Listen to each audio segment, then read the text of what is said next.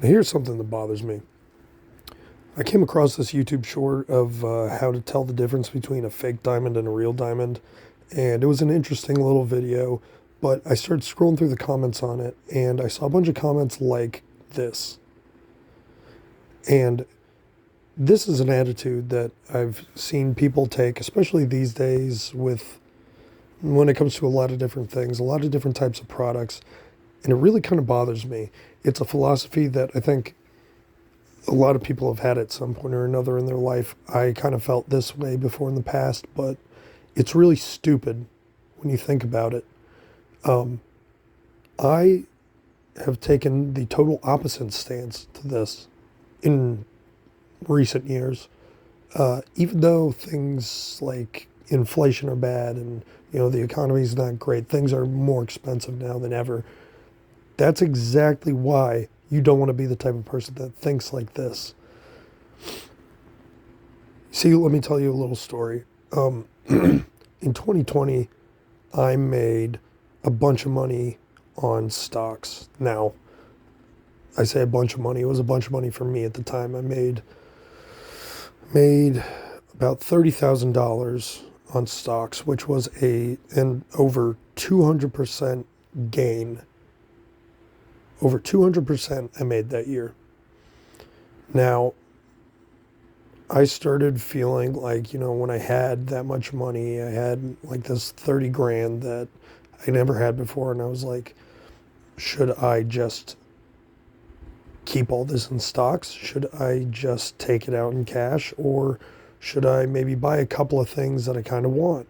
Or should I do a mix of all of this? And, that way I kind of satisfy my urge to spend money a little bit, not go overboard, while being responsible with it and continuing to invest and make more money. Now, my instinct really was to just keep it all in my stocks and just let it ride and make as much as I possibly can and squeeze out every dollar I could when I had the opportunity, which is a good thing to do, don't get me wrong. However, I also kind of wanted a Rolex, not a crazy Rolex. And I know that might sound stupid to plenty of people. I was never that into watches, but I did kind of want a Rolex, one of the less expensive ones. It would have been like $5,000. That's the point. Now, I didn't end up buying the Rolex. I decided to keep the money in stocks, and my whole plan throughout 2020 was based on the results of the election. If Biden won, I was going to sell all my stocks and just sit on it. That was my plan. However, people convinced me. Everyone I talked to was like, no, just leave your money in there. You'll miss an opportunity because the stock market, historically it does better under Democrats. It's going to be, it'll be fine. It'll be fine. Well, I left my money in there and I took people's advice and went against my gut, and almost all of that money dried up. The stock market tanked, and that $30,000 basically disappeared, even though I did what you would have thought would be the responsible thing and just left it in my investments. The point being, if I had bought that $5,000 Rolex, I would still have that $5,000 because Rolexes hold their value. And this is the problem. People don't understand that you're better off buying something that will hold its value, because when you do that, you're essentially turning your cash into something really even more valuable than cash, because your money is constantly being devalued. Inflation destroys what your dollar is worth, and it's happening all the time. You're always better off having your money in an investment of some sort or something that holds its value than just having a savings account, because your savings account every single day of every single year is actually dwindling. You have $100 right now. If you left it in there for 100 years, that $100 would be worth nothing near what $100 is worth today. That's how your money works. You're constantly losing value. That means in 5 years, if you left that $100 in your savings account, you wouldn't be able to buy nearly as much with it as you could have today, with that same $100.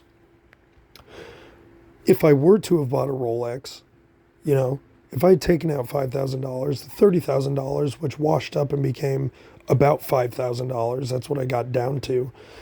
That $30,000, I would have actually had $10,000. I could have sold that Rolex for basically what I bought it for, and I still would have had $10,000, regardless of inflation or anything. You know, it it it would have been more beneficial if I just bought the expensive thing and just, you know, did whatever I felt was responsible with the rest of my money.